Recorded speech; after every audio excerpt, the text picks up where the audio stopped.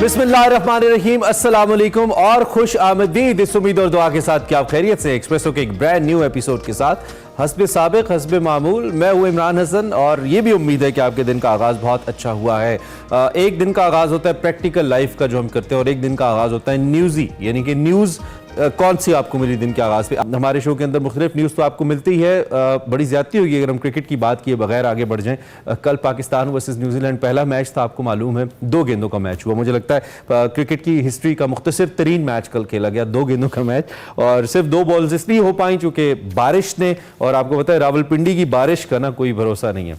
रावलपिंडी की बारिश कभी भी आ जाती है, कभी भी ख़त्म हो जाती है। तो उस बारिश का स्नैरियो ये बना जी कि जो ही शाहीन शाह अफरीदी कल अपने रनअप की जानिब गए, एक तो बारिश तब आ गई और फिर थोड़ा सा बीच में हमें चांस मिला बट मैच नहीं हो पाया। और मुझे वैसे ये उम्मीद नहीं थी कि बिल्कुल नहीं होगा, और कल हमारे एक्सपर्ट ने हमें बताया था कि मिनिमम 5 ओवर्स का मैच हो ही जाता, लेकिन 5 ओवर्स नहीं हुए। बहरहाल इस पे भी शाहीन शाह अफरीदी अपने रिदम के अंदर नजर आए। The best part was he got a wicket, और जो डेब्यूटेंट थे रॉबिन्सन, उनका डेब्यू ही 0 पर हुआ। एक यादगार हो गया मैच उनके लिए पिंडी स्टेडियम का, जिसमें डेब्यू पे 0 पे आउट हुए और दूसरी जानिब बारिश ने मौका नहीं दिया। मोहम्मद आमिर ऐसा कहते हैं, वो कहते हैं जी मुझे लग रहा है मैं दोबारा डेब्यू कर रहा हूँ। Mohammad Aamir the famous pace attack bowler हमारे वापस आए थे और मैं बड़ा उनको आई वाज लुकिंग फॉरवर्ड कि कैसी बॉल करते हैं आमिर इंटरनेशनल क्रिकेट के अंदर एक अरसे के बाद, और आपको याद होगा उन्होंने रिटायरमेंट ली थी, वापस आए। तो खैर जनाब, ये अभी 4 मैच और बाकी हैं। 2 की मेज़बानी लाहौर में भी होनी है और 2 की और मजीद पिंडी में होनी है। इस पे बात हम करते रहेंगे और इन डिटेल आगे जाके बात भी करेंगे, तबसरा लेंगे। लेकिन फिल वक्त पॉलिटिक्स और पॉलिटिक्स पे क्या चल रहा है ताज़ा तरीन, इस पे बात करेंगे। आज तहरीक इंसाफ की लीडरशिप हमारे साथ है बड़ी खबर में।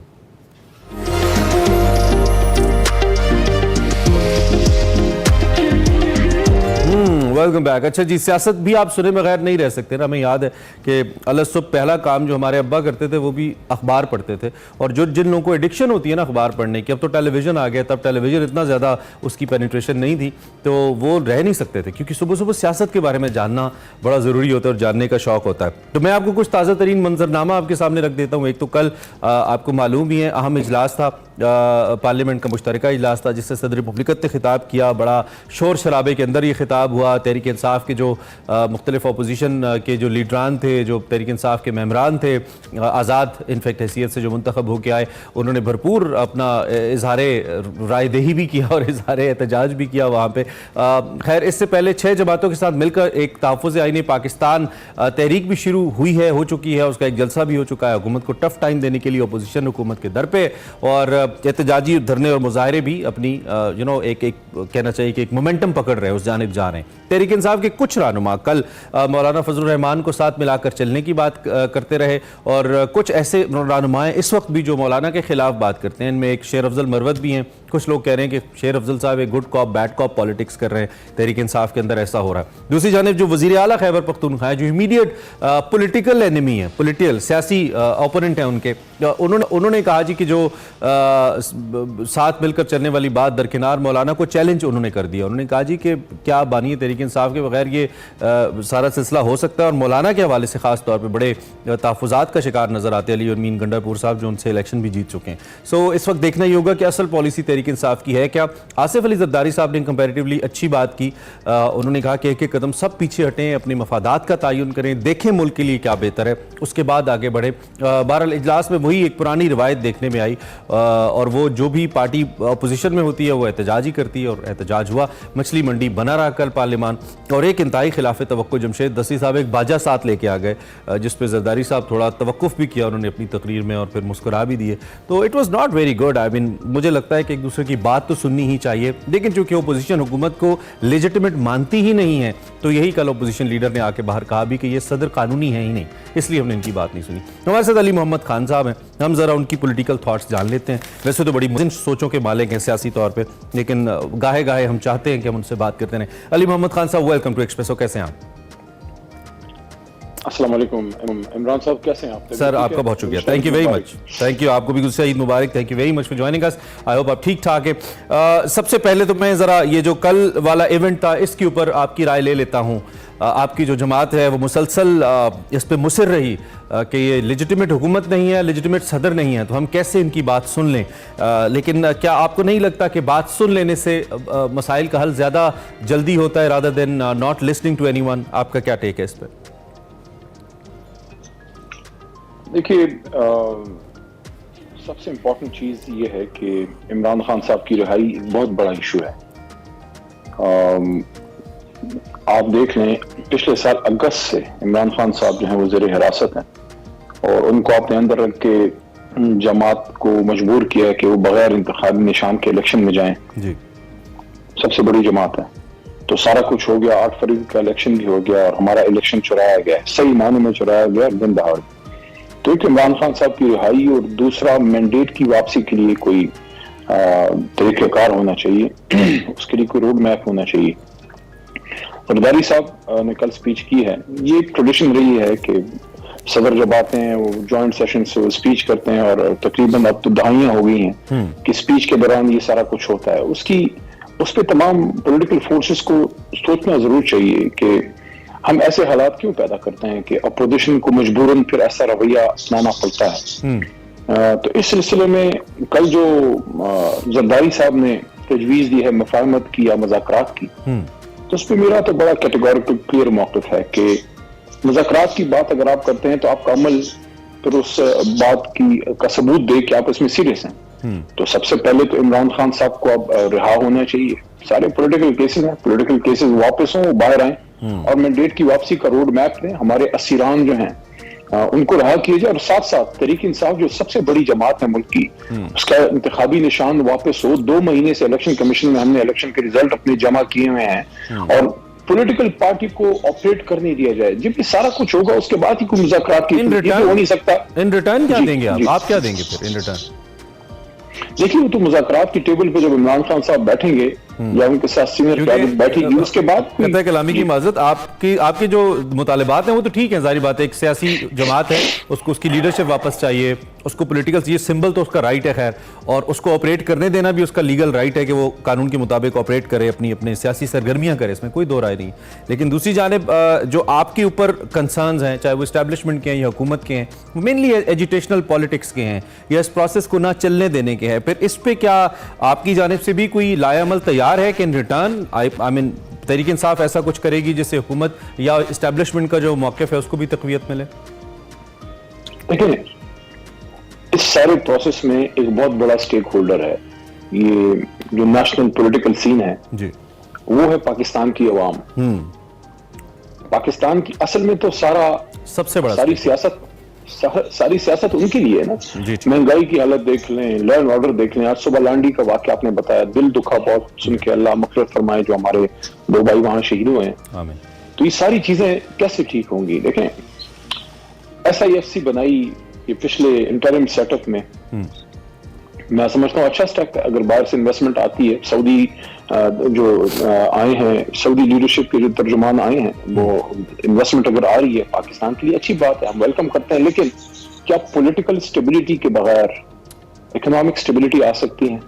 पाकिस्तान तहरीक इंसाफ के पास सबसे बड़ा जो तुर्क का पता है वो ये है कि अवाम हमारे साथ, अगर आप हमसे मिलकर बात करेंगे तो जो फैसला होगा उन फैसलों के पीछे फिर अवाम खड़ी होगी। अवाम के बगैर आप इस मुल्क को कैसे चला पाएंगे? और सबका फायदा इसी में है, सबका फायदा इसी में है कि पॉलिटिकल स्टेबिलिटी आए।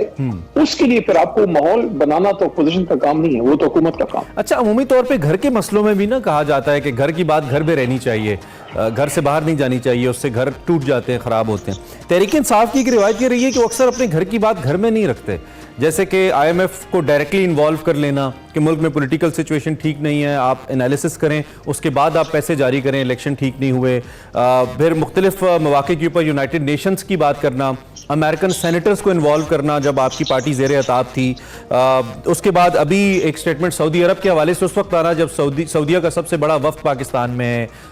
चीनी सदर जब पाकिस्तान आ रहे थे, आपका धरना चल रहा था, उस वक्त आपने धरना मौखिर नहीं किया, चीनी सदर का दौरा था। तो आपको नहीं लगता कि कहीं ना कहीं सियासी तौर पर आप इतनी हार्ड लाइन ले लेते हैं कि उसका नुकसान मुल्क को होता है? अली मोहम्मद खान साहब,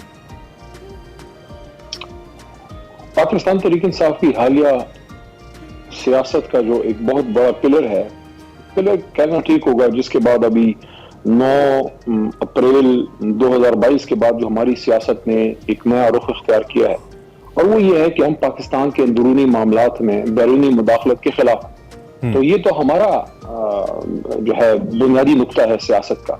लेकिन कुछ चीजों पे आपको इंटरनेशनली एंगेज करना पड़ता है। जब आपका लीडर जो है उसको आपने इस तरह से कर दिया है कि आपने उस पर गद्दारी का गद्दारी का आपने उस पे केस कर, और माजी में हमारी तारीख क्या है, एक बड़ा लीडर ये नेशन खो चुकी है भुट्टो साहब की सूरत में, तो क्या ये रिस्क हम ले सकते हैं? हमने तो अपनी हर कोशिश करनी है कि इमरान खान साहब जो है वो रिलीज हों, और ये तो एक अब हकीकत है, एक बिल्कुल साबित शुदा बात है। पहले साइफर से उस वक्त की हुकूमत, जब शहबाज साहब वज़ीर आज़म थे, उसके बाद इंटरिम सेटअप, सब वो कहते थे कि कोई साइफर नहीं है, ये सारा मुबालगा है। अब साइफर का केस इमरान खान पे फिर आपने किसका बनाया है? तो ये सारी चीजें तो एक ऐसा मसला है जिस पे जब तक आप बैठ के बात नहीं करेंगे, उसके लिए आपको लीडर को बाहर निकालना पड़ेगा। ये जो आपने दीवार से तहरीक इंसाफ को लगाया हुआ है, अभी तक हमारी, अब लाहौर में अब देखें कोई सेंट्रल ऑफिस के, सब पाकिस्तान की सियासत का दिल है लाहौर, वहां तहरीक इंसाफ जो सबसे बड़ी जमात है, उसको अभी तक प्रॉपर ऑफिस खोलने की इजाजत नहीं है। सिंध की सूरत में हालात चले, वोट तो पड़ रहे हैं आपको अली भाई, वोट तो पड़ रहे हैं आपको, फिर भी वोट पड़ रहे हैं आप। देखो वो तो आप अवाम को क्रेडिट दें कि आपकी अवाम जिंदा अच्छा, लेकिन ये सऊदी अरब के हवाले से जो बयान है ये बड़ा अहम है। एक तो सऊदी अरब हमारे दिल के बहुत करीब है, वहाँ पे मक्का मदीना है, मजहबी लिहाज से हमारी बड़ी, मजहब से हटके भी हम अगर चले जाएं तो मुआशी लिहाज से, मुआशरती लिहाज से सऊदी अरब पाकिस्तान का बहुत अच्छा दोस्त रहा है, अनकंडीशनल फ्रेंडशिप रही है हमारी, हमेशा उन्होंने हमें सपोर्ट किया, हमारे भाई रहे हैं और अब भी हैं। तो इस मौके पर यह बयान, आपकी पार्टी तो कह रही है कि किसी की जाती राय हो सकती है, तो नून लीग की लीडरशिप कह रही है कि अगर जाती राय है तो फिर सजा दें, उन्हें मुरद इल्जाम न ठहराएं, उन्हें सजा दें कि उन्होंने की। और जारी बात है वो एक जिम्मेदार शख्स है जिन्होंने बयान दिया, मेंबर नेशनल असेंबली हैं, आपके मरकजी रहनुमा हैं। तो फिर आपकी पार्टी का क्या लाया अमल है अगर किसी की जाती राय है भी? बयान तो बहरहाल ठीक नहीं है, आपके चेयरमैन ने भी कहा है कि हम इससे मुत्तफिक नहीं है, ये बयान हमारे पार्टी पॉलिसी नहीं है। हाँ, ये बयान मैं समझता हूँ कि इस सूरत हाल में नहीं होना चाहिए था, क्योंकि ताल्लुक हमारा सऊदी अरेबिया का, हमारे कुछ ही दोस्त हैं दुनिया में जो हर हाल में, वो कहते हैं ऑल वेदर फ्रेंड्स। जी जी। इसमें चाइना है या सऊदी अरब है, तुर्की भी है, तुर्की भी हर मुश्किल में हमारे साथ खड़ा रहा है। तो इसमें हमें ज्यादा एहतियात करनी चाहिए। सऊदी अरब तो वो मुल्क है जिसने कभी ये नहीं देखा कि कौन सी जमात हुकूमत में है, इवन डिक्टेटरशिप भी अगर हो, हर दौर में सपोर्ट किया। अगर आप माजी बईद में जाएं तो न्यूक्लियर जब हमारा अल्लाह के करम से जब बन रहा था तो उस जमाने में भी सपोर्ट थी, हालांकि उस वक्त डिक्टेटरशिप थी। फिर जब मियां साहब के दौर में धमाके हुए तो फिर नून लीग की हुकूमत थी, उन्होंने हमें सपोर्ट किया। पीपल्स पार्टी के दौर में जब भुट्टो साहब पहली दफा न्यूक्लियर टेक्नोलॉजी की बात की, और फिर मोहतरमा के दौर में भी उनकी सपोर्ट हमारे साथ थी। जरदारी साहब जब पहली दफा सदर थे, सऊदी अरब की सपोर्ट हमारे साथ थी। जब हमारी हुकूमत आई तहरीक इंसाफ की, तो इमरान खान साहब को सबसे ज्यादा सपोर्ट ही मोहम्मद बिन सलमान साहब ने की। इधर हमने 2 आलिम इस्लामी कॉन्फ्रेंसेस की अफगानिस्तान के मसले पे 2021 के एंड और 22 के शुरू में, आपको याद होगा, वो सऊदी अरब के और तुर्की के, खासकर सऊदी अरब के सपोर्ट से हुई थी। तो मैं समझता हूँ कि इसमें तो हुकूमतों के आने जाने से, जमातों के बदलने से, ये ताल्लुक तो स्टेट टू स्टेट और पीपल टू पीपल कॉन्टेक्ट है, सऊदी अरब से और चाइना से और टर्की से भी। तो इस पे तो पार्टी का मौक़िफ़ आ गया है, वही मौक़िफ़ है जो हमारी रियासत का, आपका, मेरा, हम सबका मौक़िफ़ है। सऊदी अरब हमारा बड़ा भाई है, और न सिर्फ वो है बल्कि खादिम हरमैन शरीफैन तो हरमैन के हाफिज़ हैं।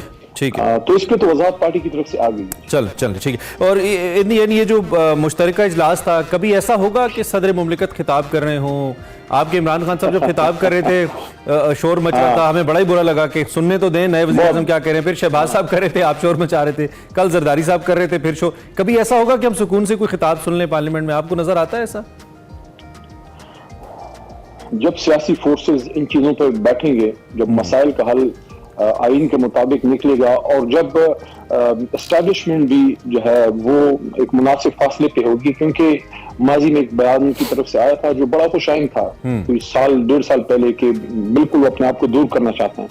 लेकिन अभी जो रिसेंट पास्ट में आपने चीजें देखी हैं, तो वो मैं समझता हूँ कि जरूरत इस अमर की है कि सियासी फोर्सेस अपने फैसले सियासी पैराफर्नेलिया में, सियासी मैदान में करें। एस्टैब्लिशमेंट जो है वो अपना किरदार अदा करे, और जब तक एस्टैब्लिशमेंट अपना जो रिवायती और जो आईनी किरदार अदा करती है, आपने देखा होगा कौम में मोरल कितना ऊपर जाता है, सब उनको अपने सर का ताज बनाते हैं। जब वो लाइन क्रॉस होती है फिर जो है इल्जामात लगते हैं, फिर तनकीद होती है।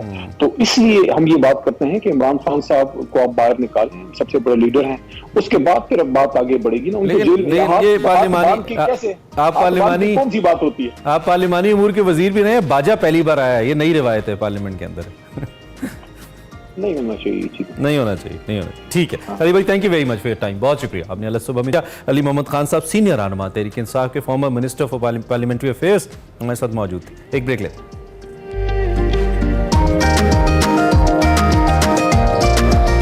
Welcome back. अब दिखाते हैं आपको सेगमेंट माइंड मैटर्स। इसमें आज वकार अहमद मलिक बात कर रहे हैं तख्लीकी दिमाग के हवाले से कि जो तख्लीकी दिमाग है ये कैसे काम करता है और इसके कौन से हिस्से सरगर्म होते हैं। देखिए। अस्सलाम वालेकुम नाज़रीन, मैं हूं वकार अहमद और आप देख रहे हैं माइंड मैटर्स। बात करेंगे क्रिएटिविटी पे। क्रिएटिविटी जो है, कुछ लोग जो हैं वो कहीं ज़्यादा क्रिएटिव होते हैं और कुछ लोग जो हैं वो कम क्रिएटिव होते हैं। क्रिएटिव स्पार्क हर इंसान में मौजूद होता है, लेकिन फिर क्या वजह है कि कुछ लोग जो हैं वो कहीं ज़्यादा क्रिएटिव होते हैं। इस सवाल की खोज में निकलेंगे और ये देखेंगे कि दिमाग जो है वो क्रिएटिविटी के दौरान किस तरह काम करता है, कौन से हिस्से जो हैं वो अहम हैं और अपनी क्रिएटिविटी को कैसे बढ़ाया जा सकता है। सबसे पहले तो ये है कि जो क्रिएटिविटी है इसमें 3 मेजर नेटवर्क्स हैं ब्रेन में जो कि काम करते हैं। इसमें एक डिफ़ॉल्ट मोड नेटवर्क है, उसके बाद सेलियंस मोड नेटवर्क है और इसके अलावा जो है वो सेंट्रल एग्जीक्यूटिव नेटवर्क है। ये 3 जो नेटवर्क्स हैं इनका जो बाहमी रब्त है, यानी ये किस तरह मरबूत होकर काम करते हैं। ये ज़रूरी नहीं है कि क्रिएटिविटी के दौरान ये सारे नेटवर्क्स जो हैं वो काम कर रहे हों, लेकिन इनका आपस में जो रब्त है, ये जो बाहमी रब्त है वो किस हद तक ज़बरदस्त है, ये वो एक्टिव है। जब हम डे ड्रीमिंग की बात करते हैं, यानी क्रिएटिविटी के साथ एक डे ड्रीमिंग जिसमें आप कहते हैं कि ख्यालों में इंसान जब खो जाता है, उस जागते हुए डे ड्रीमिंग जो है, इसमें डिफ़ॉल्ट मोड नेटवर्क जो है ये बहुत अहम है। यानी इस दौरान डिफ़ॉल्ट मोड नेटवर्क जो है वो ऑन होता है और इसमें आप रिफ्लेक्शन जो है उसको एक्सपीरियंस करते हैं। इसमें आप अपने आप को और एक जो वर्ल्ड व्यू है आपका, यानी एक्सटर्नल जो है उसको आप एक्सपीरियंस करते हैं, दूसरों के बारे में सोचते हैं और पास्ट और फ्यूचर जो है ये 2 चीज़ें हैं, ये इसी डिफ़ॉल्ट मोड नेटवर्क में बहुत अहम है। तो ये वो जो डिफ़ॉल्ट मोड नेटवर्क है ये डे ड्रीमिंग से मुतल्लिक है। आप ये भी कह सकते हैं कि जो इमेजिनेशन है वो क्रिएटिविटी की बहुत ही एक बुनियादी सी चीज़ है। और जब हम कहते हैं कि जो साइंटिस्ट्स होते हैं, यानी वो साइंटिस्ट जिन्होंने बहुत बड़ी डिस्कवरीज की हैं, उसमें इंक्लूडिंग लाइक न्यूटन है या आइंस्टाइन है या बहुत बड़े नाम हैं, जितने भी बड़े नाम हैं, इनके अंदर अगर आप साइकोलॉजी के हवाले से देखेंगे तो एक चीज़ नुमायाँ नज़र आएगी और वही सोर्स नज़र आएगा इस कदर आउट ऑफ द बॉक्स सोचने में, और वो है इमेजिनेशन, यानी तख़य्युल की जो ताकत है वो। और ये जो तख़य्युल की ताकत है ये परवान चढ़ती है बचपन से, और जिन चीज़ों से परवान चढ़ती है बदकिस्मती से हमने उन चीज़ों पर बच्चों पर पाबंदी लगा रखी है। कोई भी तख्लीकी जो बच्चा होता है वो तो यकीन कीजिए कि वो क्लास में क्यों अच्छा परफॉर्म नहीं करता, क्योंकि इमेजिनेटिव माइंड जो है वो ज़्यादा फोकस नहीं रख पाता और जब वो क्लास के दौरान जो है वो कहीं खो जाता है, और जब वो वापस आता है तो उस वक्त तक जो टीचर पढ़ा रहा होता है तो वो कंटेंट जो है वो आगे निकल चुका होता है और वो लॉस्ट हो चुका होता है। तो वो फिर उसको दोबारा कैचअप करने में उस बच्चे को प्रॉब्लम होता है और फिर अगेन उस कंटेंट में कमज़ोर होता है और फिर जब मार्क्स आते हैं तो वो कम आते हैं। तो इमेजिनेटिव जो ज़हन है वो कहीं ना कहीं ख्याल की वादियों में खो जाता है। हमने बच्चों पर जिन चीज़ों की पाबंदी लगाई बदकिस्मती से वो नहीं लगानी चाहिए थी, वो हैं स्टोरीज़। जिस तरह हमने बचपन में उमरो या टार्ज़न या मुख्तलिफ़ किस्म की स्टोरीज़ पढ़ते रहे, वो स्टोरीज़ जो हैं वो 2 चीज़ें कर रही होती हैं। एक, आप इमेजिनेशन बहुत अच्छी आपकी वो एक डेवलप हो रही होती है। आप टार्ज़न पढ़ते हैं तो आप जंगल लफ्ज़ आता है तो अपना जंगल खुद तख्लीक करते हैं, टार्ज़न का करैक्टर खुद तख्लीक करते हैं, विजुअल की सूरत में नहीं होता। यानी आप तो टीवी आपके सामने होता है तो किसी की तख्लीक, किसी की इमेजिनेशन जो है वो बच्चा देख रहा होता है, वो सेकेंडरी स्टेज पे होता है। लेकिन उसमें ये होता है कि आप प्राइमरी सतह पे खुद अपना जंगल तख्लीक करते हैं, खुद अपना टार्ज़न तख्लीक करते हैं, खुद अपना उम्र याद और उसकी जंबील जो है वो तख्लीक करते हैं। तो वो बच्चों को स्टोरीज से किसी सूरत में भी बल्कि इनकरेज करना चाहिए, क्योंकि इससे 2 चीज़ें पैदा हो रही होती हैं। एक, उनकी इमेजिनेटिव पावर बेहतर हो रही होती है, और दूसरा उनकी रीडिंग जो हैबिट है, क्योंकि वो क्यूरियोसिटी होती है नावल या उस फिक्शन या उस शॉर्ट स्टोरी के आखिर में पहुंचने के लिए, तो जल्दी पढ़ते हैं, तेज़ी से पढ़ते हैं, जिससे उनकी रीडिंग हैबिट जो है वो बहुत ज़बरदस्त किस्म की डेवलप हो रही होती है। क्रिएटिविटी के हवाले से हमने ये भी देखा कि एक ख़ास चीज़ जो है वो बहुत ही अहम है, वो है स्ट्रॉन्ग नॉलेज बेस। यानी स्ट्रॉन्ग नॉलेज बेस जो है वो एक उसकी को रिलेशनिंग है क्रिएटिव जो लोग होते हैं, और वो उनके पास काफ़ी सारा डाटा होता है और फिर उस डाटा को एनालिसिस करके वो उसको एक नया पैटर्न देते हैं, और हम उसको तख्लीक कह सकते हैं, एक नई जहत देते हैं, लेकिन ख़ास एक नमूना या पैटर्न देखते हैं। यानी वे क्योस में से पैटर्न्स ढूंढते हैं तो हम उसको कहेंगे कि वो एक तख्लीकी आदमी है। लेकिन किसी भी तख्लीकी आदमी की जब आप नॉलेज बेस देखते हैं तो वो काफ़ी वसी होती है। सैलियंस जो नेटवर्क है उसका ताल्लुक जो है वो फोकस से है। और जब भी आप खोए होते हैं, मिसाल के तौर पे आप किसी डे ड्रीमिंग में हैं या किसी जगह खोए हुए हैं, तो कोई अगर आपका नाम पुकारे तो इस नेटवर्क का काम है कि वो आपको बताए कि आपका नाम पुकारा गया है या आप उस तरफ फिर तवज्जो करते हैं।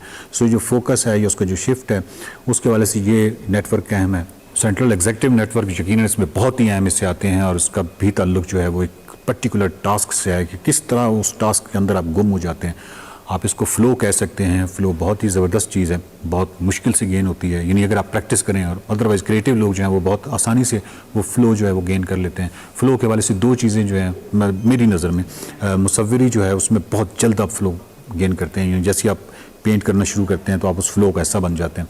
इसी तरह जो म्यूज़िक है जब आप वो तख्लीक कर रहे होते हैं तो वो भी करते हैं। तो इस तरह मेरा मतलब ये है कि जो फ्लो है इसका इस नेटवर्क से ताल्लुक़ है। अब ये जो तीनों नेटवर्क्स हैं, यानी डिफ़ॉल्ट मोड नेटवर्क या फिर सैलियंस मोड नेटवर्क या फिर तीसरा जो है वो सेंट्रल एग्जीक्यूटिव नेटवर्क, इन तीनों के जो आपस का बहमी रब्त है वो किस कदर आसान है, किस कदर वो आसानी से स्विच कर लेता है, इसका क्रिएटिविटी से बहुत गहरा ताल्लुक़ है। अब आखिर पे आपको एक बहुत ही दिलचस्प तस्वीर दिखाता हूँ।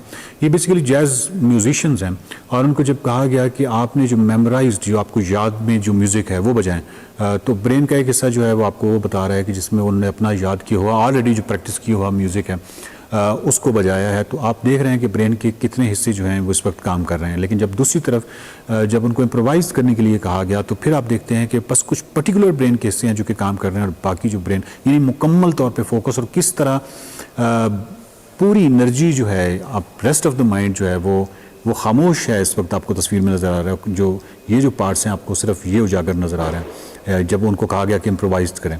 तो कहने का मतलब ये है कि जो क्रिएटिविटी है ये बहुत ही खूबसूरत चीज़ है। इंसान आज जहाँ पे है, वो चाहे साइंस में है, आर्ट में है, लिटरेचर में है, फ़िलासफ़ी में है, म्यूज़िक में है, किसी भी शोबे में है, वो क्रिएटिव लोगों की देन है, तख्लीकी लोगों की देन है। और तख्लीकी आदमी जो है उसके लिए ज़िंदगी मीनिंगफुल हो जाती है। और ज़िंदगी किसी की भी मीनिंगफुल जब हो जाती है, जब उसमें से मानी बरामद हो जाते हैं तो ज़िंदगी आसान हो जाती है और आप एक ज़िंदगी में अपना एक फ़्लो है, उस फ़्लो का हिस्सा बन जाते हैं। तो जो पेन है आपका और बहुत सारी सफरिंग है वो तो ज़िंदगी का एक नागुज़ीर हिस्सा है, लेकिन फिर आप आपके लिए वो उतनी इम्पॉर्टेंट नहीं रहते, वो आपके लिए सेकेंडरी हो जाते हैं। फ़्लो आपके लिए अहम हो जाता है। सो क्रिएटिविटी के हवाले से बच्चों को खुदारा उनको कहानियाँ पढ़ने दीजिए, उनको नावल पढ़ने दीजिए। वो जो भी अच्छा लिटरेचर पढ़ रहे हैं उनको ज़रूर पढ़ने दीजिए। जो इमेजिनेटिव पावर है, उनकी जो तख्लीकी कुव्वत है, सलाहियत है, उसको फ़रोग़ दीजिए और देखते रहिए mind matters. Welcome back to Expresso. Expresso में हमारी हमेशा से कोशिश रही है कि उन मौज़ूआत पे बात की जाए जिसका आम जिंदगी से ख़ास तौर पे ताल्लुक़ है और जिस पे अमूमी तौर पे बात नहीं होती, मीडिया जिसको ज़्यादा वक्त देना पसंद नहीं करता। आज हम ज़राअत पे बात कर रहे हैं। गंदम के हवाले से हमें मालूम है पाकिस्तान की सबसे बड़ी प्राइम क्रॉप है और सबसे इंपॉर्टेंट क्रॉप है जिसकी बेस के ऊपर पाकिस्तान की इकॉनमी का बहुत बड़ा हिस्सा है जो इस पर डिपेंड करता है। एक तो ये हमने देखना है कि गंदम की जो इस वक्त फसल खड़ी है, क्या ये राइट टाइम है कि उसको काट लिया जाए और ये जो मौजूदा मौसमियाती तब्दीली है इसका क्या असर हो सकता है, तो हमने बड़ा इंपॉर्टेंटली इसके ऊपर बात करनी है। दूसरा, इस दफ़ा फसल कैसी होनी जा रही है। मौजूदा सीज़न के अंदर 32 मिलियन टन गंदम की पैदावार का हदफ मुकर्रर किया गया है, जिसमें पंजाब से 25 मिलियन, सिंध से 4 मिलियन टन की मैं बात करूं, खैबर पख्तूनख्वा से 1.2 मिलियन टन और बलूचिस्तान से 1.5 मिलियन टन जो गंदम है वो हासिल होने की तवक्को मौजूद है। जो सरकारी आदाद-ओ-शुमार है इसमें मजमूई तौर पर 2 करोड़ 92 लाख टन गंदम की जो पैदावार है ये होने की उम्मीद मौजूद है, जो गुज़िश्ता साल के मुकाबले में 14 लाख टन ज़्यादा होने की तवक्को है। लेकिन हालिया बारिशों से कुछ इम्पैक्ट आ रहा है और किसान थोड़े परेशान भी। एक तो हम इस अमल पे बात करेंगे, दूसरा इसमें कितनी जदीद तहकीक की ज़रूरत है कि हमारी गंदम मज़ीद अच्छी हो, उसमें कितना अच्छा रिसर्च किया हुआ बीज इस्तेमाल हो, उसका क्या फ़ायदा कौम को हो सकता है कि हम ये जो अपनी कम अज़ कम जो खुराक की ज़रूरियात है इसको हम पूरा करें, फिर इससे जो दीगर फ़वाइद हैं वो भी हम ले सकें। एंड विद दैट आने वाले वक्त में इसका असर जो रोटी की कीमत के मसाइल चल रहे हैं, आटे को लेकर या रोटी को लेकर, इस पर क्या इम्पैक्ट आएगा। एंड देन हम किसान की भी थोड़ी बात ज़रूर करेंगे कि उसका क्या फ़ायदा हो सकता है। हमारे साथ डॉक्टर परवेज़ अमीर साहब मौजूद हैं, माहिर ज़री उमूर हैं, इसके अलावा प्राइम मिनिस्टर की जो टास्क फोर्स थी उसका भी हिस्सा रहे हैं। इनकी बड़ी नज़र है, बड़ी रिसर्च है पाकिस्तान के जो ज़रूरी मामलात है उस पर, तो हमने कहा डॉक्टर साहब की एक्सपर्टीज से फ़ायदा उठाते हैं। डॉक्टर साहब, थैंक यू वेरी मच। आप कैसे हैं? ठीक ठाक है? जी शुक्रिया जी, मैं अल्लाह का शुक्र है जी। Thank you for joining us doctor साहब। ये बड़े बहुत सारे मसाइल हैं, लेकिन सबसे पहले तो मैं जो मौजूदा खड़ी फसल है इस पर मैं ज़रा आपकी राय ले लेता हूँ। आप ये जो मौसमियाती तब्दीलियाँ हैं, ये जो मौजूदा बारिशें हो रही हैं, इसका इम्पैक्ट आप कैसे देखते हैं इस फसल के ऊपर, और आने वाले वक्त के अंदर क्या आप देखते हैं कि पैदावार को हेल्प करेगी जो मौजूदा नंबर सामने आ रहे हैं? लेकिन ये इस वक्त जो फसल खड़ी हुई है, मैं अपने लैंड्स के ऊपर ही हूँ इस वक्त झांग के अंदर, तो फसल तो अच्छी है। अच्छा। ना दाने की हालत मेन चीज होती है, दाने की हालत बहुत अच्छी है, मतलब ना वो गर्मी क्योंकि ज्यादा नहीं हुई उस वजह से जो सी ना मौजूदा फसल अच्छी है। लेकिन कई जगह के ऊपर ये जो ज़ालाबारी है इसकी वजह से काफी नुकसान हो रहा है। जिन लोगों ने पानी लगा दिया था ना, लास्ट पानी लेट लगाया और ऊपर से हवा चली है, उनकी बहुत सारी फसल गिरी भी हुई है। अच्छा। तो मैं समझता हूँ को बहुत ज्यादा फर्क नहीं पड़ेगा, 3-4% जो हो सकता है वो थोड़ी बहुत ही कमी पेशी किसी जगह पर हो जाए। जहां तो बिल्कुल ही नुकसान हुआ है वहां तो खैर वो कहना मुश्किल है। लेकिन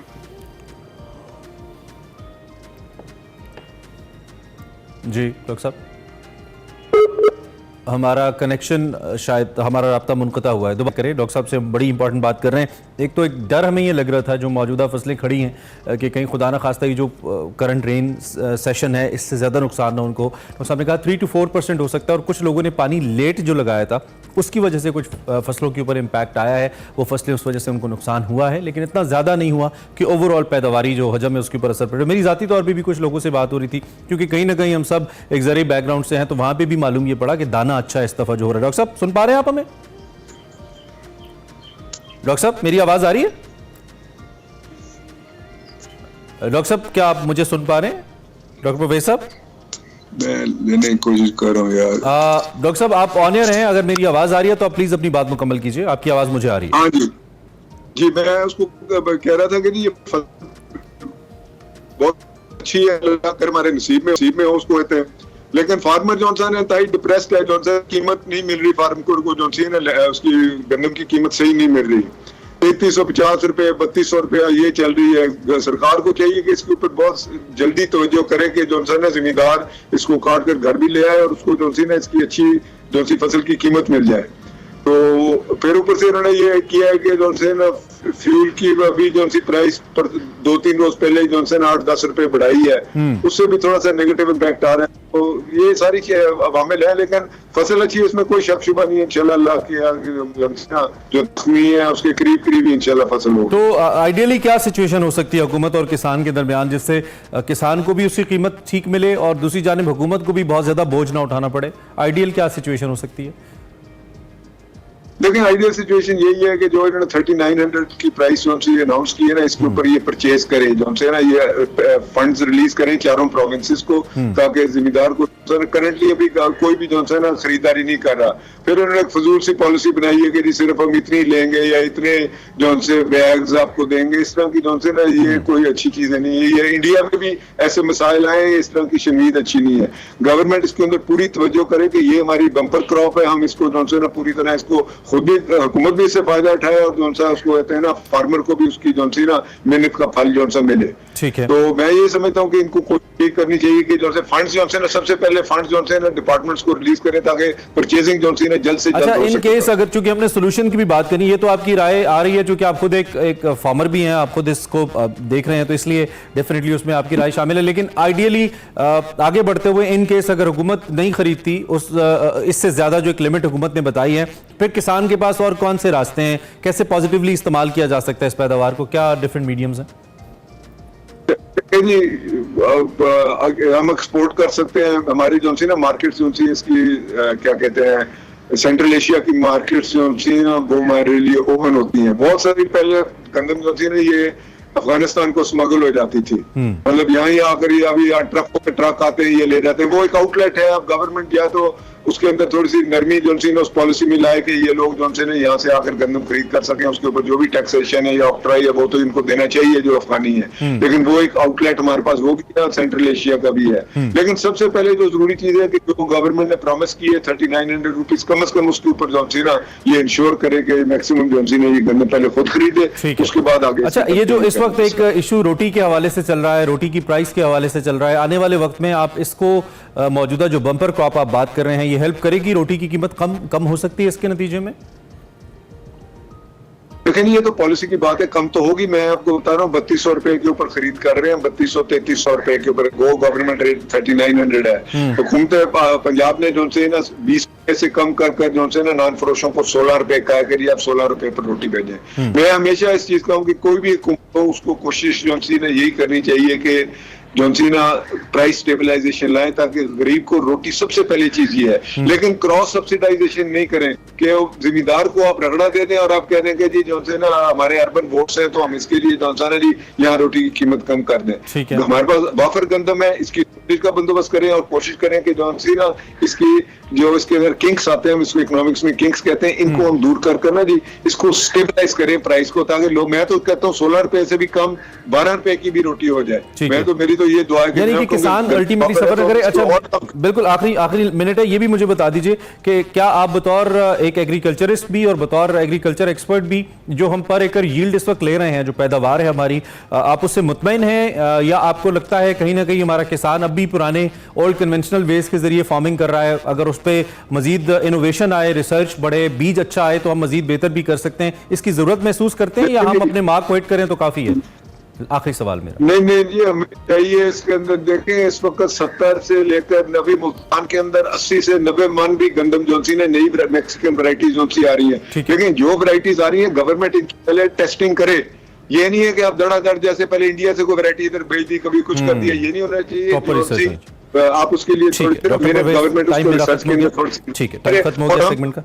आपका बहुत शुक्रिया, आप हमारे साथ मौजूद है। डॉक्टर परवेज एग्रीकल्चरिस्ट हमारे साथ मौजूद थे। डिफरेंट मौजूदात के ऊपर हम बात कर रहे थे और हम ऐसे मौजूदात लेकर आते रहेंगे जिनका ताल्लुक ज़राअत से। एक ब्रेक लेते हैं।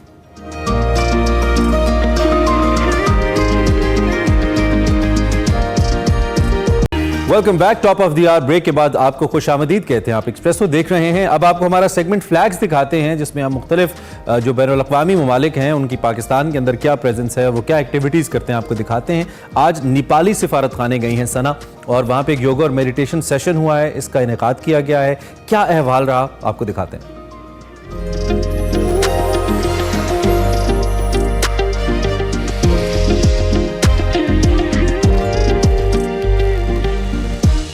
हेलो अस्सलाम वालेकुम, वेलकम टू फ्लैग्स। और आज फ्लैग्स की जो एपिसोड है वो बहुत एक्साइटिंग होने वाली है क्योंकि आज मैं आपकी मुलाकात करवा रही हूँ विपासना टीचर से जो कि all the way from Nepal यहाँ पर आए हैं और हम इस वक्त मौजूद हैं नेपाल एम्बेसी में। सो सबसे पहले तो Guruji I will welcome you in Pakistan और जो खूबसूरत तोहफ़ा आप लेकर आए हैं हमारे लिए मेडिटेशन का, क्योंकि आजकल जिस तरह की हार्ड एंड फास्ट लाइफ हम जी रहे हैं उस पर मेरे ख़्याल से ये ध्यान लगाना और ध्यान देना ही, जिस तरह की हम फास्ट सोशल मीडिया के दौर में हैं, ये ध्यान ही हमारे लिए लगाना सबसे बड़ा चैलेंज है। इसमें ये है कि ये जो मेडिटेशन है ना, इसने जो अभी का जो दिन जो भाग दौड़ है और दुनियादारी है उसमें बैलेंस करने के लिए ये विपस्सना बहुत ही हेल्प करेगा, मददगारी होगा। तमाम तर जो ख़वातीन इस वक्त हमें देख रही हैं उनके लिए एक बैलेंस्ड लाइफ जीना हो और अपनी मेंटल वेल बीइंग को अचीव करने के लिए ये मेडिटेशन कितनी ज़रूरी है। मैं चाहती हूँ कि आप जो हैं वो हमारे ऑडियंस को बताएं कि वो कितनी देर ध्यान लगा कर सकते हैं और एक हेल्दी रिजल्ट्स अचीव कर सकते हैं। सभी हम प्रॉब्लम में पड़े हुए हैं। हम देखते हैं इस मेल का ज़्यादा है और फीमेल का ज़्यादा कम है। कई जगह में महिला का फीमेल का ज़्यादा प्रॉब्लम है, मेल का कम है। लेकिन ये ऐसा है, ये जो 10 मिनट हम जो प्रैक्टिस करते हैं वो नेचुरल है। सिर्फ हमें वो breath in breath out means श्वास की उपयोग करके हम अपना जो माइंड, जो इम्बैलेंस माइंड है, उसको बैलेंस कर सकते हैं। थैंक यू गुरुजी। मेरे ख्याल से ये जो 10 मिनट के मैजिक 10 मिनट्स, मैं कहूँगी कि ये मैजिकल 10 मिनट्स जो अगर सुबह शाम अगर आप करें तो डेफिनेटली जैसा कि आपने कहा कि मेडिटेशन आपके तमाम प्रॉब्लम्स भगा तो नहीं देती है और प्रॉब्लम से भागना सलूशन नहीं है। एक हेल्दी माइंड सेट अचीव करके उन प्रॉब्लम्स को सॉल्व करना ज़िंदगी की असल जीत है। और इस वक्त मैं मौजूद हूँ डॉक्टर सुशांत के साथ, जो कि एल्डेस्ट सन हैं गुरु जी के, और जो उन्होंने एक्सप्लेनेशन दी Sushant during the conversation, I thoroughly can relate to it. और आई होप कि आप यहाँ से जो डिग्री कर रहे हैं वो आपके करियर के लिए बहुत अच्छी रहेगी। And I am so glad to know कि आपने किस तरह से मेडिटेशन को अपनी डेली लाइफ स्ट्रेस को मैनेज करने के लिए, अपने मेंटल बैलेंस के लिए जो है वो यूटिलाइज़ किया। सो एग्जैक्टली जो आपने ड्यूरिंग द कॉन्वर्जेसन बोला था, मैं चाहूँगी कि मेरे ऑडियंस को आप अपना जो क्लैरिटी ऑफ माइंड है वो डिलीवर करें। So thank you. Actually, meditation exactly is just a technique for me. मेरे लिए मेडिटेशन एक तकनीक है। आजकल के मुश्किल वक्त में पुरसुकून जिंदगी गुजारना बहुत मुश्किल हो गया है। That we have. It's very hard and very meditation आपके मामलाते जिंदगी को आसान बनाती है। tensed right now to work. To मैं live. बचपन से योगा कर रहा हूँ। मेडिटेशन अपनी जिंदगी में सुकून हासिल करने की बेहतरीन तकनीक है। This thing. So for me, when I did meditation, मैं अपनी जिंदगी में तवाजुन के लिए हर रोज इसे प्रैक्टिस करता हूँ। that I used in my daily life to balance out. कुछ अपना ओवरऑल एक्सपीरियंस बताएं। How have been the experience studying in Pakistan? So initially in Pakistan, so I am a vegetarian. So basic जो issue था मुझे earliest days में was only the food for me and the climate. It's hot in Lahore, right?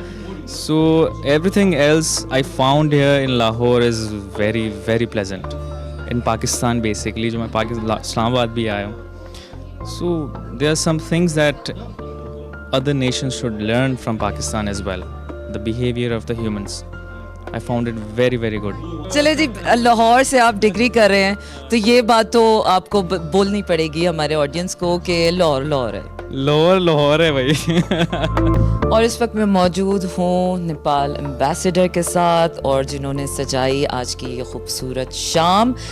Thank you very much your excellency for giving us this beautiful opportunity to be a part of this beautiful ceremony. And वाकई I am feeling stressed out after this ceremony. Thank you very much for joining this event. Actually, the meditation is very old age tradition. मुख्तलिफ माशरों में meditation एक पुरानी तकनीक है। पाकिस्तान में अगर आप टेक्सला, तख्तबाई या इस किस्म की जगहों पर जाएं तो आपको योगा और मेडिटेशन के शवाहिद मिल जाएंगे। इन इलाकों के लोग डेली रूटीन में मेडिटेशन किया करते थे। नेपाली गुरु अपनी जाती मसरूफियत की बिना पर पाकिस्तान आ रहे थे, तो मैंने सोचा कि क्यों ना योगा और मेडिटेशन पर एक सेशन रख लिया जाए। मैं समझता हूँ कि इस किस्म का नॉलेज हम ख्याल लोगों के साथ शेयर होना चाहिए। इस तकरीब से हमने मेडिटेशन का वो तरीका बताने की कोशिश की है जो नेपाल में अपनाया जाता है, इसलिए आज हमने इतने लोगों को भी इनवाइट किया है। आपकी तशरीफ आवरी का भी शुक्रिया। Share our Nepali way of this meditation to Pakistani people. That's why we invited, and thank you for your joining this event. Thank you very much, Your Excellency, for always bringing such kind of beautiful ceremonies and events, and you have always try to connect hearts between both countries. I personally have been following you since 2019. जब मैंने अपना योगा का सफ़र start किया तो you were the first inspiration to me. Yoga कैसे आपकी ज़िंदगी में आया और किस तरह से आपको हेल्प आउट किया to be more of you? मैं इंट्रोड्यूस हुई थी योगा थेरेपी से पहले, और इसने मुझे बहुत बहुत बहुत ज़्यादा फ़ायदा दिया। लेकिन मैं चूँकि योगा सीख रही थी, कुछ गोरों से सीख रही थी, क्योंकि पाकिस्तान में इसकी कोई महारत नहीं मिल रही थी मुझे। उसके बाद मुझे बड़ा शौक़ हुआ कि ये गोरे क्यों हमें सिखा रहे हैं, ये तो हमारे ख़त्ते की जगह है, की चीज़ है। तो फिर मैं इसे सीखना शुरू किया। बाकायदा बाहर जाके मैंने कोर्सेज़ आइडेंटिफाई किए, और पाकिस्तान में जैसे मैंने आपको बताया कोई कोर्सेज़ नहीं थे, तो ये लॉन्ग टर्म कोर्सेज़ होते हैं, 6-6 हफ्ते 4-4 हफ्ते के आपको बाहर जाना पड़ता है। तो ये सब मैंने काफ़ी सारे आइडेंटिफाई करके for couple of years I actually upgraded my knowledge. Thank you very much Alia, आपको जानकर, आपसे इन पर्सनल मिलकर बहुत अच्छा लगा एंड होपफुली इंशाल्लाह ताला बहुत जल्द आपसे योगा सीखेंगे भी। और मैं चाहूँगी कि एक सेशन आप हमारे ऑडियंस के लिए भी परफॉर्म करके दिखाएं ताकि लोगों को पता चले कि योगा इतना मुश्किल नहीं जितना हमने उसको समझ लिया है। बिल्कुल जनाब, अब तक के लिए इतना ही। अपना रखिएगा ख्याल, अगले हफ्ते होगी फिर मुलाकात। अल्लाह हाफिज़।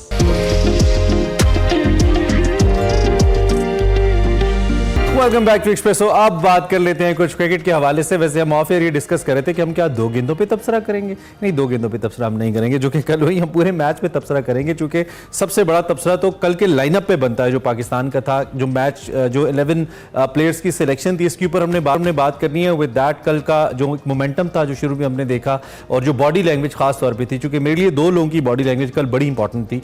एक जो 9 वारे दोबारा से कम बैक किया एज कैप्टन बाबर आजम, उनकी बॉडी लैंग्वेज, और फिर मोहम्मद आमिर की बॉडी लैंग्वेज, जो कि हमारे पेस अटैक के लिए बहुत से लोगों को लगता है कि एक बहुत बड़ा सहारा बन सकते हैं। सो ये बड़ा इंपॉर्टेंट था हमारे लिए देखना, लेकिन अनफॉर्चुनेटली मैच नहीं हो पाया तो हम गेम नहीं देख पाए। बहरहाल एक तो इस पर हम बात कर लेते हैं। रावलपिंडी में 3 मैचेस होने हैं, 2 मैचेस लाहौर में होने हैं। ग्राउंड स्टाफ ने बड़ी मेहनत की।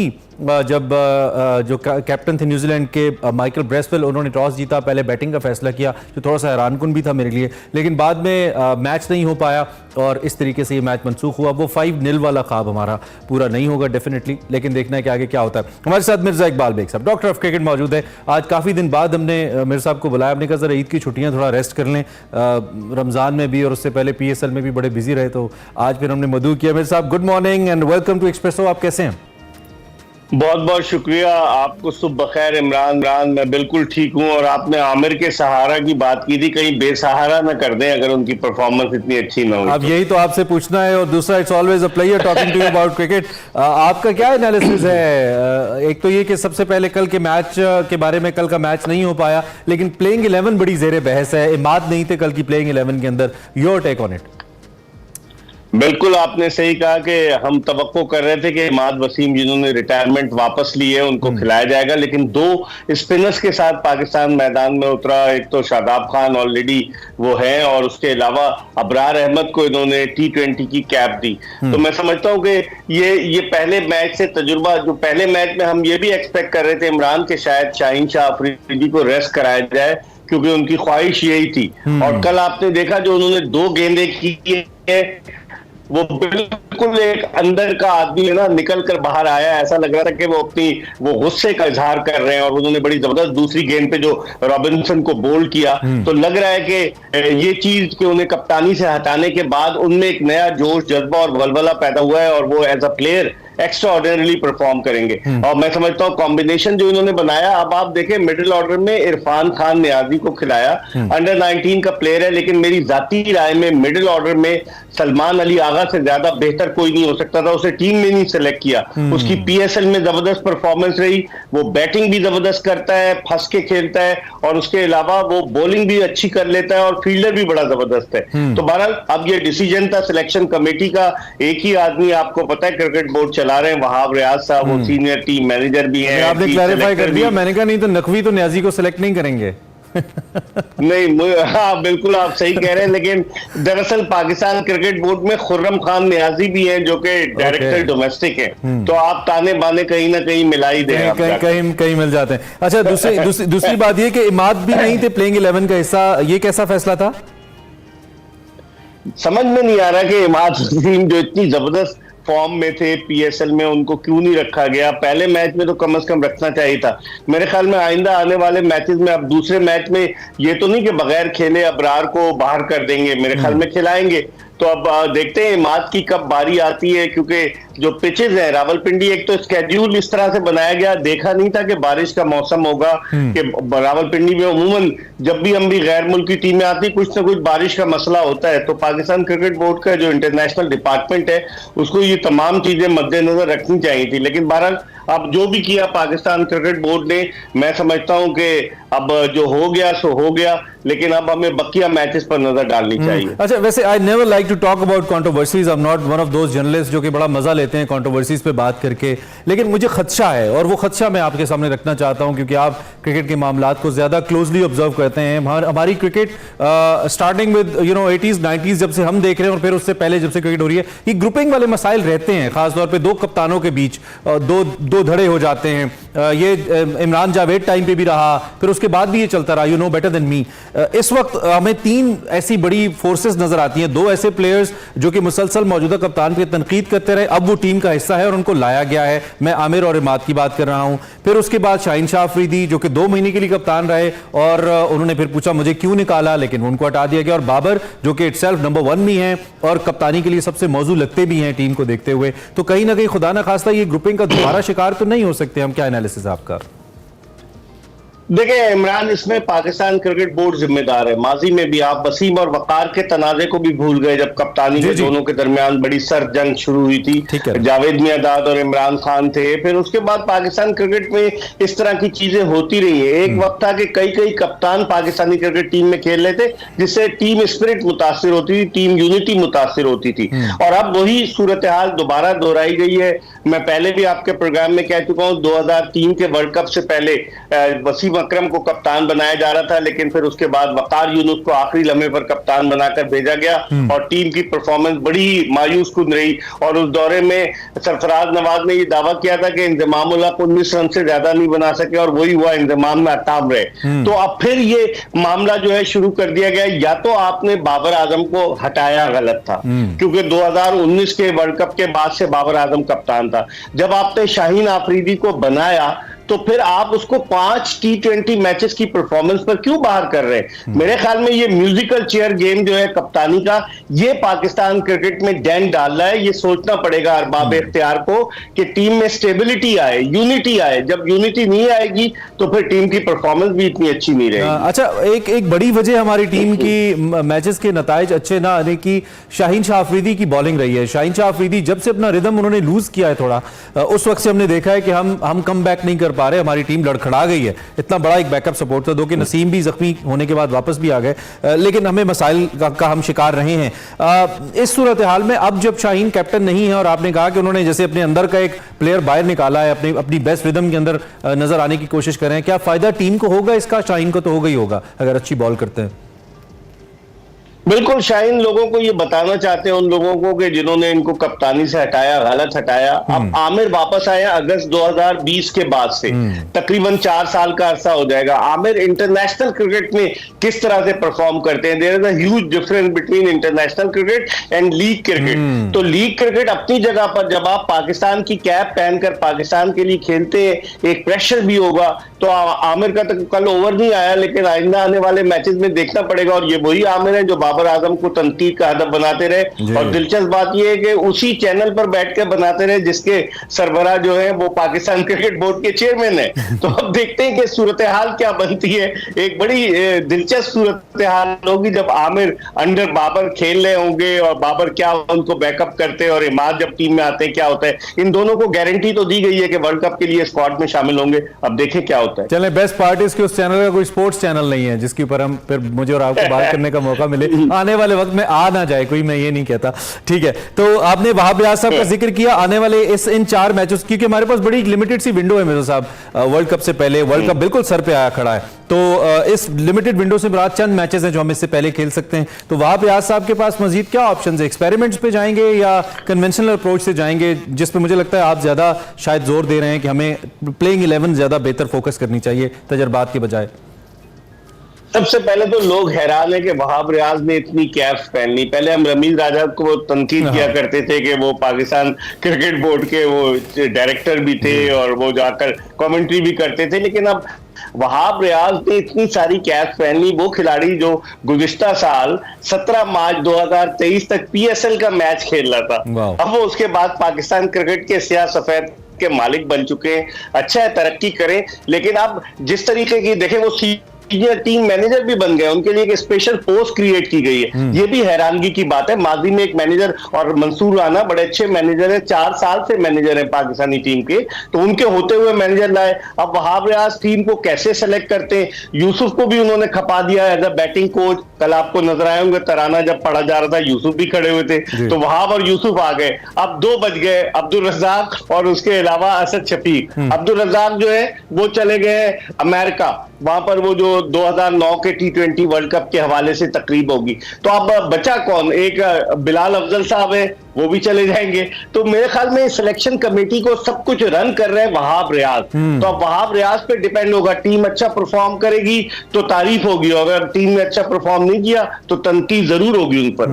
वन मैन शो ऐसा लग रहा है सिलेक्शन के अंदर, इसकी जाने में हम जा रहे हैं। मिर्ज़ा बेग साहब, थैंक यू वेरी मच, आप तशरीफ लाए, आपने अपना तज्जिया हमारे सामने रखा। Senior sports analyst, doctor of cricket Mirza Iqbal Baig साहब क्रिकेट के हवाले से बात कर रहे थे। बात करते रहेंगे, एक ब्रेक लेते हैं, ब्रेक के बाद ज्वाइन करते हैं। Welcome back to Expresso. अब वक्त हुआ चाहता है आपकी मुलाकात एक एक्सप्रेसो हीरो से करवाने का। ऐसे बहुत से पाकिस्तानी जो मुख्तलिफ शोबों के अंदर पाकिस्तान का और अपना नाम बुलंद करते हैं, उनको हम कोशिश करते हैं इसमें आपसे मिलाएं। पाकिस्तान का परचम बुलंद करने वाले लोग हमारे लिए बड़े very close to our hearts हैं। इस वक्त हम अलीज़े खान से आपकी मुलाकात कराने जा रहे हैं। एक समाजी कारकुन हैं और मुख्तलिफ फलाही कामों में इन्होंने हिस्सा लिया है, और इसकी बदौलत इन्हें डायना लेगेसी अवार्ड से नवाजा गया है। अलीज़े खान साहिबा जो हैं, ये डायना लेगेसी अवार्ड हासिल करने वाली पहली पाकिस्तानी खातून हैं। इन्होंने मुख्तलिफ जो नीडी लोग हैं उनके लिए राशन के थैले, पका हुआ खाना उनको पहुँचाया, और जो खुराकी किल्लत है से निमटने के लिए रोहेल फाउंडेशन कायम की। बानी रोहेल फाउंडेशन है, उन्होंने पसमानदा इलाकों में हिफ्ज़ान सेहत के असूलों के मुताबिक उनको फॉलो करने के लिए एक मुहिम भी चलाई, और कोविड के दौरान ख़ासतौर पर पंजाब, सिंध, बलूचिस्तान में जो मुख्तलिफ मुतासरीन थे, दैन इसी तरह फ्लड से जो मुतासरीन थे, उन तक राशन बैग्स भी फराहम किए। और ये हर साल बाद लेगेसी अवार्ड जो है 2 साल के बाद आई बिलीव मुनक़िद किया जाता है, और इसमें 20 नौजवान लीडर्स को ये डायना लेगेसी अवार्ड दिया जाता है। तो समाजी खिदमात के शोबे में अलीज़े खान साहिबा को मिला, और इनकी एक वजह शोहरत ये भी है कि ये अमजद साकिब साहब की डॉटर इन लॉ है, अगर मैं गलत नहीं कह रहा। आपका बहुत शुक्रिया, आप तशरीफ लाई। आप बहुत शुक्रिया, thank you so much for having me. Thank you very much for your time. आप तशरीफ लाई, बहुत अच्छा लगा। सबसे पहले थोड़ा सा हमें अपने काम के बारे में बताइए, किस टाइप का काम आप कर रही हैं और क्यों कर रही हैं? लोग तो अपनी जॉब्स करते हैं, अपने कॉर्पोरेट करियर्स बिल्ड करते हैं, but you into charity, feeding people, ऐसा क्यों है? अच्छा, जो काम है वो तो बहुत एक्सटेंसिव है। थैंक यू सो मच, आपने इतनी अच्छी तरह उसको एक्सप्लेन किया। और जो ये काम है, ये फूड डिस्ट्रीब्यूशन प्राइमरीली हम इसके ऊपर ही काम करते हैं। जो नंबर 1 SDG है, ज़ीरो हंगर, उसी के ऊपर हम काम करते हैं प्राइमरीली। और हम उसके साथ साथ ऑर्फनेजेस भी अडॉप्ट करते हैं, स्कूल्स में भी साथ कोलैबोरेट करके उनके साथ चलाते हैं। हम गरीब बच्चों की शादियां कराते हैं, हम मेडिकल कैंप्स लगाते हैं। तो हम जहाँ जहाँ हम हेल्प कर सकते हैं, अपना पार्ट प्ले कर सकते हैं, हम करते हैं। और जो सवाल था कि हम ये काम क्यों करते हैं, वो तो आपको पता है कि पाकिस्तान में even though it's the most charitable country in the world, और लोग बहुत हेल्प करते हैं, लेकिन आई थिंक लोग जितनी मर्जी हेल्प कर लें, फिर भी हेल्प की बहुत ज़रूरत है। तो जब अपने इर्द गिर्द ये सब चीज़ें देखते हैं, तो आई थिंक एक सेंस ऑफ रिस्पॉन्सिबिलिटी आ जाती है कि अगर उन्हें नहीं तो किसी ना किसी तो निकल कर बहुत अच्छा काम है। अच्छा, इसमें शोबे तो बहुत सारे हैं, जैसे कि आप कह रही हैं, आपके दिल के करीब ज़्यादा क्या है? इन सब में से भी जो आपको करना सबसे ज़्यादा पसंद है, किस पे मेरा ज़्यादा फोकस रहता है?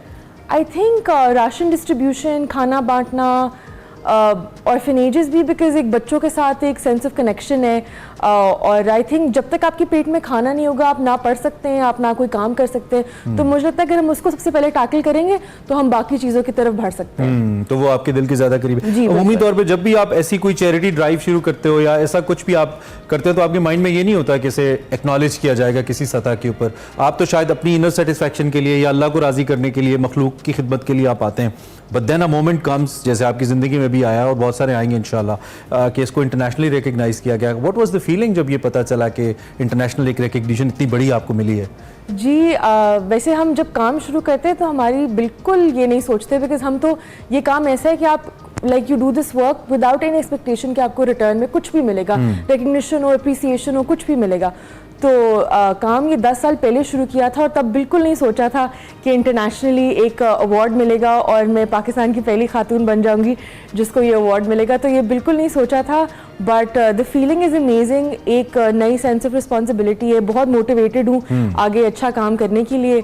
और अल्लाह का बहुत शुक्र है कि अल्लाह ताला ने मुझे पिक किया इस काम के लिए और फिर इस अवार्ड के लिए। कितना हेल्प करेगा आपको ये अवार्ड आने वाले वक्त में? एक तो सेल्फ मोटिवेशन के पॉइंट ऑफ व्यू से, बिल्कुल। और दूसरा इंटरनेशनली जारी बात है, जब आपकी प्रेजेंस बढ़ती है वसाइल चाहिए होते हैं ना, तो बिल्कुल, आपको बिल्कुल। वसाइल के लिए अच्छी प्रोफाइल चाहिए होती है। बिल्कुल। तो कितना अवार्ड आपको हेल्प करेगा ये, आपको लगता है इन फ्यूचर? आई थिंक बहुत ज़्यादा ऑलरेडी कर चुका है। आई थिंक एक लाइफ चेंजिंग इवेंट होता है आपकी ज़िंदगी में, करियर में, ज़िंदगी में। मुझे लगता है कि मेरे लिए लाइफ चेंजिंग था डेफिनेटली, बिकॉज मैं काफ़ी 10 सालों से काम कर रही हूँ पाकिस्तान में, लेकिन इस तरह की रिकग्निशन या अप्रिसिएशन मुझे नहीं मिली जब तक कि मुझे वहाँ से अवार्ड दिया गया। तो मुझे लगता है इससे मेरी ऑर्गेनाइजेशन की क्रेडिबिलिटी बहुत इंप्रूव हुई है। लोगों को पता चला कि अच्छा हम अच्छा काम कर रहे हैं और हम कितने सालों से ये काम कर रहे हैं। तो आई थिंक ये काम एक्सपैंड करने के लिए, सही लोगों तक पहुंचने के लिए ये अवार्ड एक बेहतरीन। So there is always a moment Alizeh जब आपको मोटिवेशन भी मिलती है, but at the same time आप बड़े हर्ट भी होते हैं किसी चीज़ को देखकर, यू नो, आप क्योंकि आप ऐसे केसेस को डील करते हो गया, आई बिलीव। कोई ऐसा मोमेंट, कोई ऐसा लम्हा, कोई वाकया, कोई शख्सियत जिसके साथ यू माइट केम अक्रॉस जो आप शेयर करना चाहें, that actually you know somehow driven you more into this, कि आप मजीद इस पे काम करें, कुछ ऐसी चीज़ इंस्पिरेशनल हमारे साथ शेयर करें? हम ना एक बहुत साल पहले, आई थिंक 8 ईयर्स पहले, हमने अपनी जब 9 ईयर्स पहले जब अपनी फर्स्ट राशन डिस्ट्रीब्यूशन की थी, तो मुझे याद है कि सब कहते हैं कि नहीं पंजाब में तो गरीब कहाँ है, पंजाब में तो लोगों के पास खाना है, Lahore is not a nice place to start this work from, आप कहीं दूर जाके काम करें। तो हम यहीं शादरा के स्लम्स में गए अब राशन डिस्ट्रीब्यूशन करने, तो वहाँ पे सब कहते हैं कि नहीं ये तो बेगर्स हैं, इनके पास खाना होता है, ऐसी कोई बात नहीं है।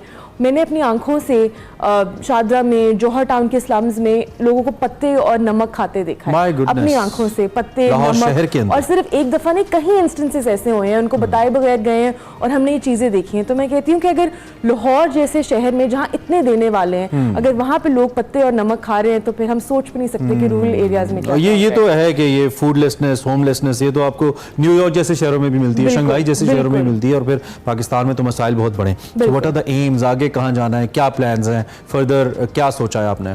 बस यही सोचा है कि जो हम काम कर रहे हैं उसको एक्सपैंड करेंगे, हर उस इंसान के पास पहुंचने की कोशिश करेंगे जो सफ़ेद पोश है, जो खुद निकल कर नहीं आएगा, खुद निकल कर नहीं मांगेगा।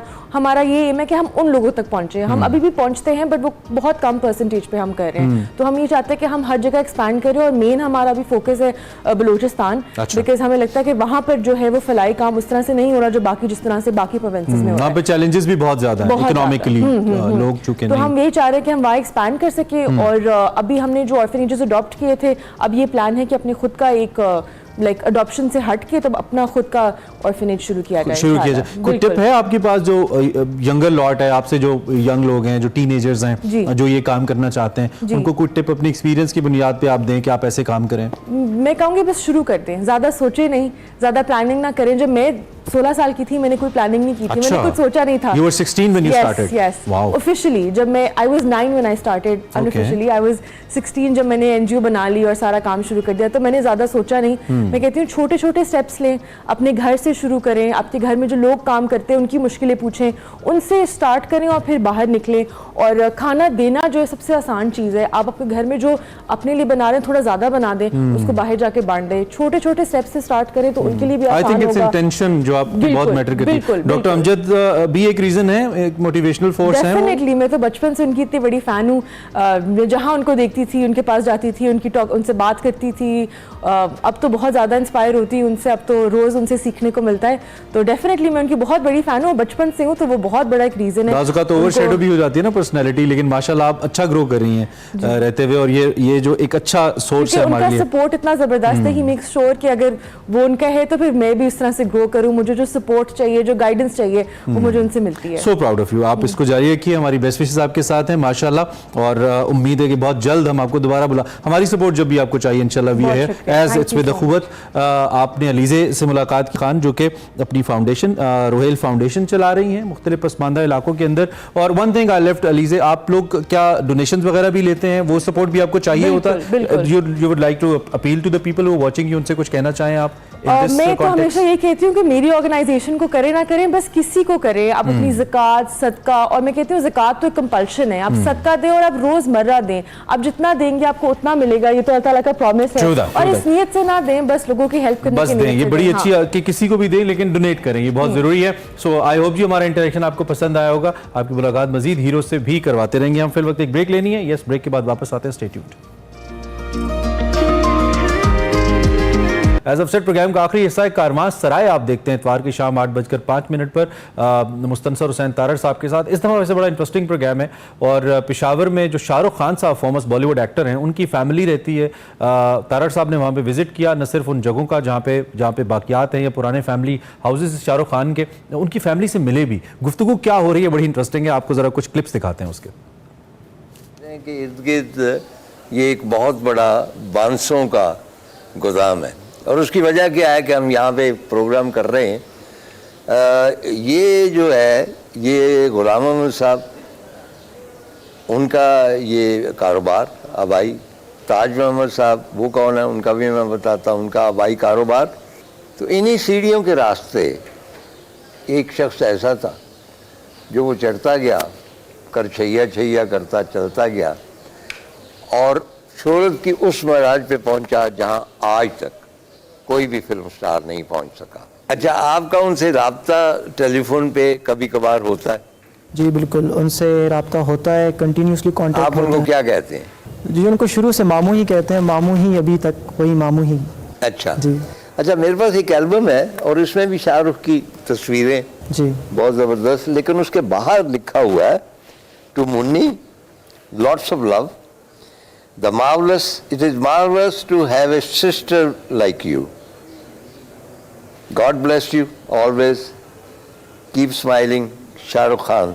तो ये मुन्नी कौन थी? मुन्नी मेरी वालदा का निक नेम था, नूरजहान मुन्नी, मुन्नी के नाम से ही वो जानी जाती थी। अच्छा अच्छा जी। तो ये उस टाइम का ऑटोग्राफ है जो 1997 में जब फर्स्ट टाइम किसी भी मतलब स्टार बनने के बाद पाकिस्तान से किसी भी फैमिली मेंबर ने विजिट किया था। हाँ। तो वो मेरी वालदा थी, तो तब उन्होंने लिख के दिया था। अच्छा, ये it's a very strange phenomena कि मेरा ख्याल है कि आज तक कोई इंडियन फिल्म इस तरह हिट नहीं हुई। कारवां सराय आप देखेंगे इतवार की शाम 8:05 पर। इंटरेस्टिंग गुफ्तगू है, जरूर देखिएगा और फीडबैक भी दीजिएगा। प्रोग्राम हमारा अपने इख्तिताम को पहुंचा। आप बेस्ट ऑफ एक्सप्रेसो देखते हैं on Saturdays and Sundays 10 AM, must watch. और आपसे दोबारा इंशाल्लाह बराह रास्त मुलाकात होगी on Mondays. Have a nice weekend and enjoy yourself. अच्छा सा दिन गुजारिए। अल्लाह हाफ़िज़।